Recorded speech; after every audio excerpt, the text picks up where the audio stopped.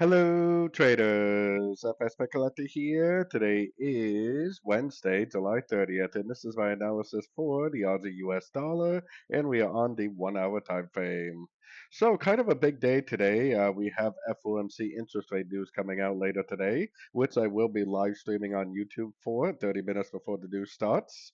Now, anyways, getting to the actual charts, I think this is potentially a 1, 2, 3, 4, and potentially a wave 5. We are approaching the 78%. Technically, the trend is definitely still up on the very high time frames. So if we get like a big bounce today, a nice break of structure to the upside, I'm definitely going back to the long side because when the trend is up on the weekly and the monthly, it could very easily just continue the uptrend. So that all depends on whether we get a break of structure or not. I mean, if it doesn't break structure, then for me, there's really no reason to go long.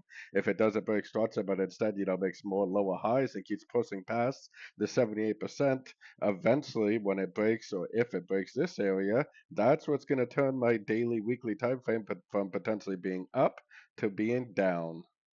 So, anyways, don't forget to check out my website, fxpipcollector.com, link down here in the corner. And as always, thank you for watching and happy trading.